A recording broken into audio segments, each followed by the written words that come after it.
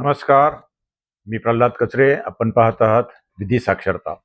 आज आपण आणखी एका नव्या विषयावरती बोलणार आहोत. तो म्हणजे अलीकडंच शेतजमिनीची जी मोजणी आपण करतो त्या मोजणीच्या दरांमध्ये आणि त्याच्या कार्यपद्धतीमध्ये काही नवीन बदल 1 डिसेंबर 2024 पासून लागू झालेले आहेत. ते नेमके काय झालेत, का करावे लागले हे आपण पाहूया. आता सध्या 1 डिसेंबर पूर्वी जी मोजणीची पद्धत होती त्यामध्ये 4-5 प्रकार होते. साधी मोजणी, तातडीची मोजणी, अतितातडीची मोजणी, ई मोजणी असे बरेच प्रकार आपल्याला दिसत होते. आणि मोजणीसाठी अर्ज केल्यानंतर बरेच दिवस वाट पाहावी लागत होती. अन्यथा पुष्कळसा वेळ लागत होता असं आपल्याला दिसतं. शासनाच्या कामकाजामध्ये जसजसं आधुनिक तंत्रज्ञानाचा वापर केला जातो तसतसे नवे बदल केले जातात. प्रशासकीय खर्चामध्ये वाढ झालेली आहे. प्रत्येक गोष्टीसाठी करावा लागणारा जो खर्च आहे त्यामध्ये देखील वाढ झालेली आहे. त्यामुळे शासनाला काही प्रमाणामध्ये यामध्ये बदल करणं अत्यावश्यक वाटलं. म्हणून अलीकडंच 1/11/2094 रोजी म्हणजे 1 नोव्हेंबर 2094 पासून हे अंमलात येणार होतं. पण निवडणुका आणि काही कामानिमित्त त्यामध्ये थोडासा उशीर झाला. 1 डिसेंबर 2024 पासून हे नवीन दर लागू झालेले आहेत.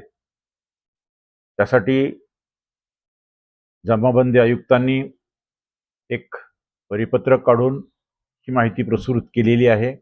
आता महानगरपालिका आणि नगरपालिका क्षेत्राच्या बाहेर जर एक किंवा समानधारक म्हणजे एकाच सर्व्हे नंबरमध्ये एकाच गट नंबरमध्ये जे पोटहिस्से नगर भूमापन क्रमांक असतील किंवा फायनल प्लॉट नंबर असतील किंवा मंजूर रेखांकन असेल त्याची क्षेत्र 1 हेक्टर 2 हेक्टरच्या मर्यादेपर्यंत असेल म्हणजे हे महानगरपालिका आणि नगरपालिकेच्या क्षेत्राच्या बाहेर. आता फक्त 2च प्रकार ठेवलेत त्यांनी. पूर्वीसारखे साधी मोजणी, तातडीची मोजणी, अतितातडीची मोजणी, ही मोजणी असले प्रकार नाहीत. आता 2च प्रकार राहतील. एक प्रकार आहे नियमित मोजणी आणि दुसरा प्रकार आहे द्रुतगती मोजणी म्हणजे गतिमान पद्धतीने होणारी मोजणी. आता नियमित मोजणी होणार 90 दिवसामध्ये आणि ही जी द्रुतगती मोजणी आहे ही होणार 30 दिवसामध्ये. आता त्याचे दर काय मी आता सांगत होतो की एकाच सर्व्हे नंबरमध्ये गट नंबरमध्ये पोटहिस्स्यामध्ये किंवा नगर भूमापन क्रमांकामध्ये किंवा फायनल प्लॉटमध्ये 2 हेक्टरपर्यंतच्या नियमित मोजणी करायची असेल तर 2,000 रुपये लागतील आणि द्रुतगती मोजणी करायची असेल तर 8,000 रुपये लागतील. आता त्याच सर्व्हे नंबरमध्ये किंवा गट नंबरमध्ये पोटहिस्से नगर भूमापन क्रमांक फायनल प्लॉट याच्यामध्ये जर का रेखांकनात काही 2 हेक्टरपेक्षा जास्त किंवा त्याच्या भागासाठी जर काही मोजणी असेल. आता 2 हेक्टर आहे पण 2 हेक्टर आणि 10 गुंठे आहे तर पुढे काय म्हणजे त्याचं जसे जसा वाढ होईल त्यामध्ये प्रत्येक 2 हेक्टरचा जो काही हिस्सा असेल किंवा म्हणजे पुढच्या 2 हेक्टरसाठी 1,000 रुपये जास्त लागतील.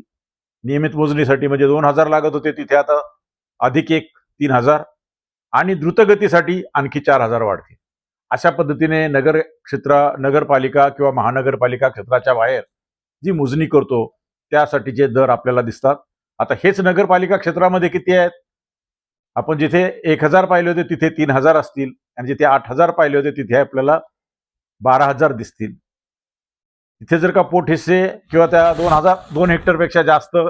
आता इथं मात्र एकच आहे. महानगरपालिका आणि नगरपालिका क्षेत्रात जेव्हा येतो आपण वरती 2 हेक्टर होतं इथे 1 हेक्टरच आहे. म्हणजे एक सर्व्हे नंबर गट नंबर किंवा रेखांकन जर असेल ज्याला आपण लेआउट म्हणतो तो जर मोजायचा असेल 1 हेक्टरपर्यंत 3,000 रुपये. त्याच्या पुढे थोडं जर का वाढलं किंवा आणखी 1 हेक्टर वाढलं तर 1,500 रुपये वाढतील. द्रुतगतीसाठी 12,000 रुपये आणि जर का वाढलं तर आणखी 6,000 रुपये लागतील असं आपल्याला नव्या रेटमध्ये दिसतं आहे.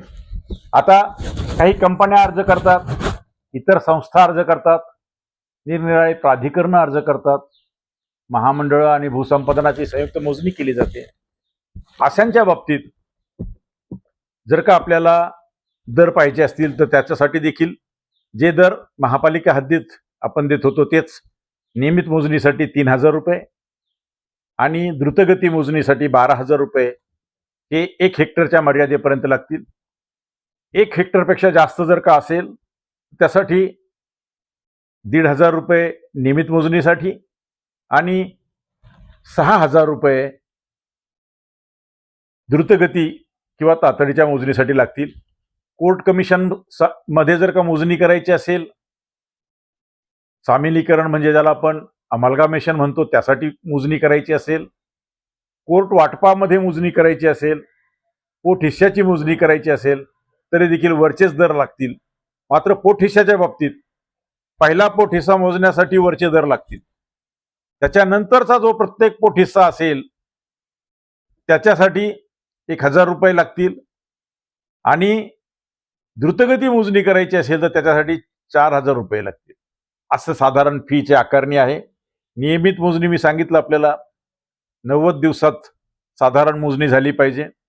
द्रुतगती मोजणीच्या बाबतीत ती 30 दिवसात झाली पाहिजे. म्हणजे कितीही अर्जंट केली आपण तर 30 दिवस लागतील.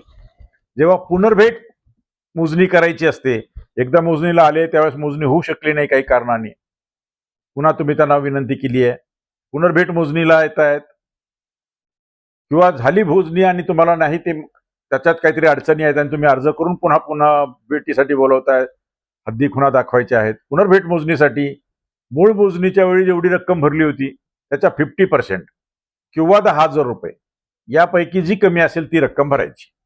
म्हणजे पूर्वी तुम्ही 12,000 भरली असेल आणि आता त्याच्या 50% 6,000 आणि 10,000 यापैकी कमी जी आहे ती तुम्हाला 6,000 एवढी भरायला लागेल.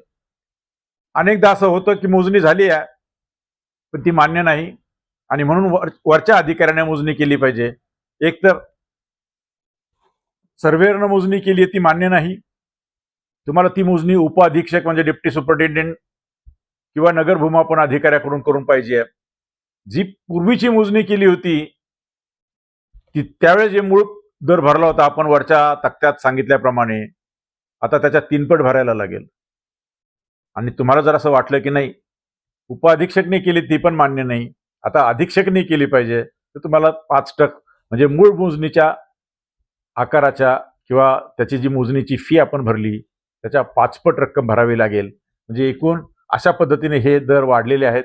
शासकीय मोजणी करायची असेल तरी देखील हेच दर राहतील.